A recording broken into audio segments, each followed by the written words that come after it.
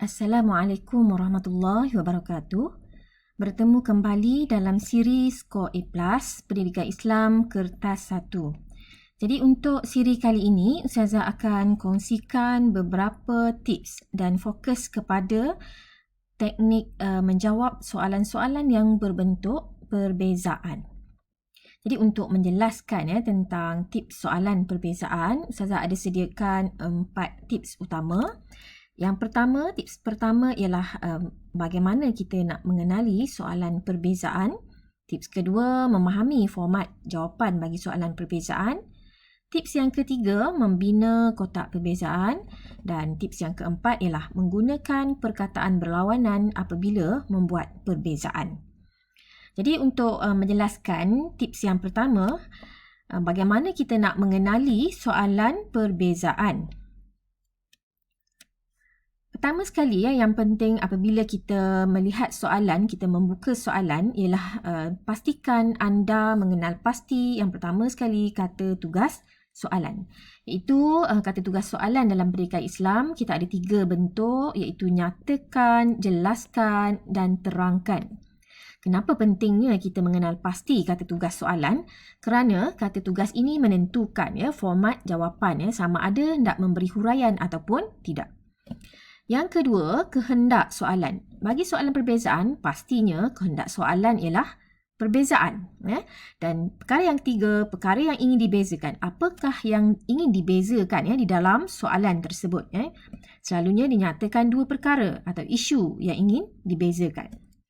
Dan yang terakhir ialah aspek perbezaan. Apakah aspek yang ingin dibezakan terhadap isu tersebut? Kerana dalam soalan pendidikan Islam kadang-kadang dinyatakan aspek tertentu. Tapi terdapat juga soalan yang tidak dinyatakan aspek tertentu. Jadi untuk soalan yang tidak dinyatakan aspek, calon bebas membezakan dengan menggunakan mana-mana aspek perbezaan. Seterusnya, contoh soalan perbezaan. Kalau anda lihat pada paparan ini, soalan perbezaan jelaskan perbezaan antara akikah dengan sembelihan dari aspek binatang dan penyelenggaraan daging. Jadi perkara pertama yang perlu kita lakukan apabila kita membaca soalan ialah kita kenal pasti kata tugas. Bagi soalan ini, kata tugasnya ialah jelaskan. Seterusnya kita cari kehendak soalan. Kehendak soalan perbezaan adalah perbezaan. Maksudnya, soalan ini memerlukan kita membezakan 2 perkara. Seterusnya kita lihat apakah perkara yang ingin dibezakan. Jadi bagi soalan ini, soalan meminta anda membezakan antara akikah dan sembelihan. Dan yang terakhir, adakah soalan ini menyatakan aspek tertentu untuk dibezakan? Jika ada, kita tandakan aspek perbezaan iaitu akikah dan sembelihan ini perlu dibezakan dari aspek binatang dan juga aspek penyelenggaraan daging. Itu kaedah yang sangat penting apabila kita meneliti soalan peperiksaan. Seterusnya, tips yang kedua, format jawapan. Setelah kita memahami soalan perbezaan, seterusnya kita perlu melihat apakah format, apakah bentuk jawapan yang kita perlu tulis untuk soalan-soalan perbezaan. Jadi bagi soalan perbezaan, jawapan mestilah ada perbezaan dan perbezaan yang kita nyatakan mestilah setara. Apa yang dimaksudkan dengan perbezaan setara ialah perbezaan yang dinyatakan itu mestilah mempunyai aspek yang sama. Kita lihat perincian untuk format jawapan perbezaan. Jawapan perbezaan mesti ada perbezaan. Apa maksud ada perbezaan? Selalunya untuk memudahkan kita membezakan, kita gunakan perkataan berlawanan. Yang kedua, perbezaan mestilah setara. Yang dimaksudkan dengan perbezaan setara ialah kita membezakan sesuatu itu dengan nilai, perkara dan aspek yang sama.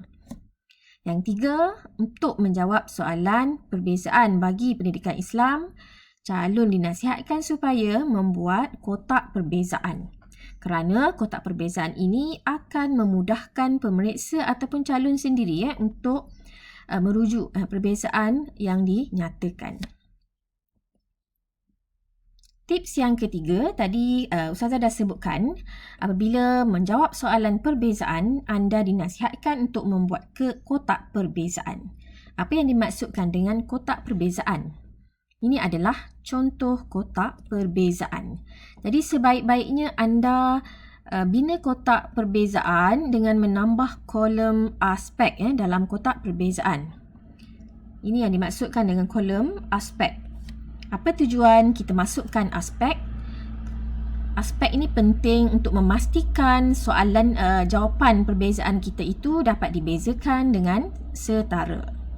Contohnya untuk perbezaan akikah dan korban, jika anda lihat, dibezakan dari segi aspek tarikh. Akikah dilakukan dalam masa 7 hari selepas kelahiran bayi. Ini merujuk kepada tarikh.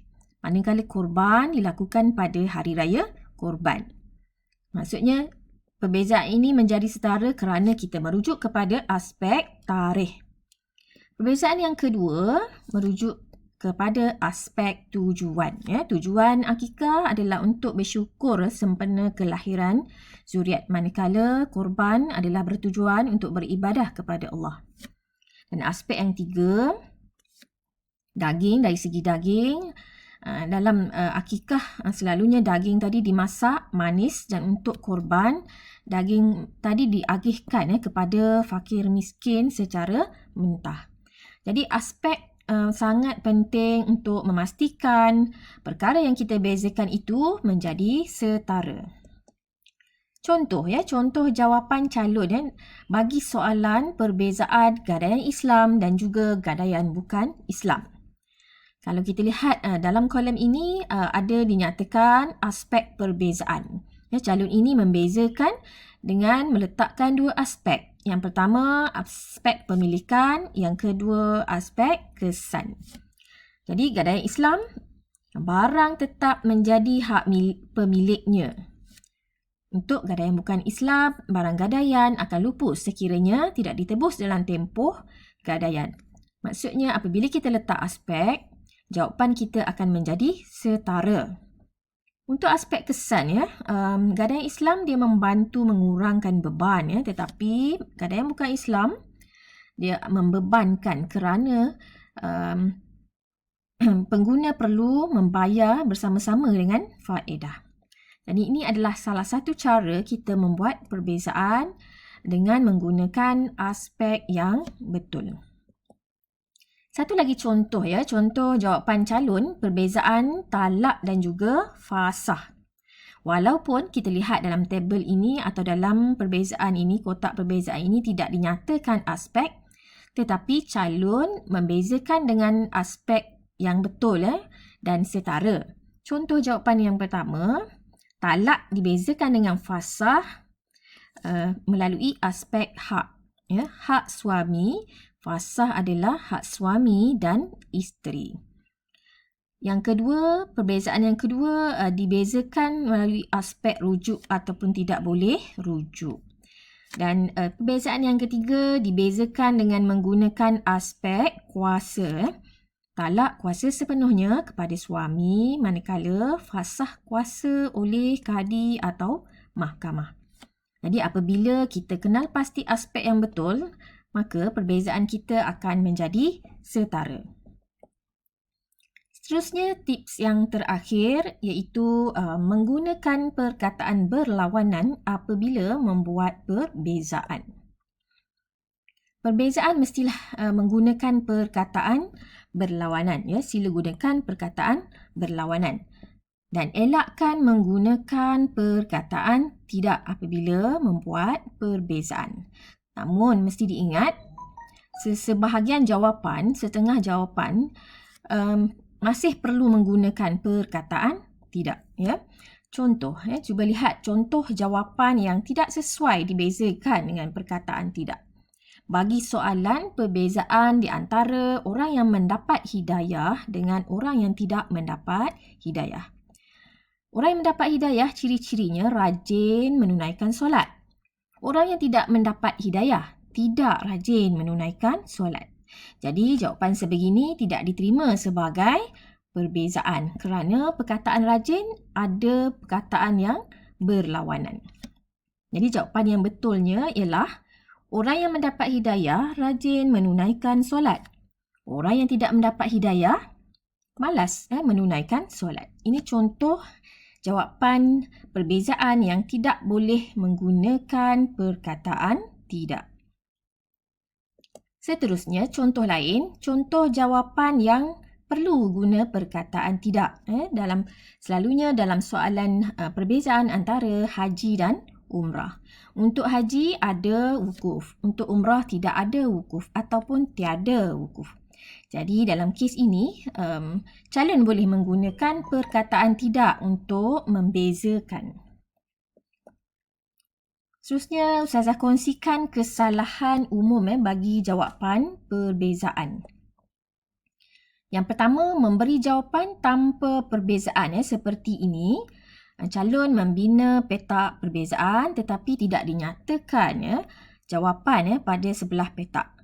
Jadi untuk korban, calon menyatakan binatang Al-An'am.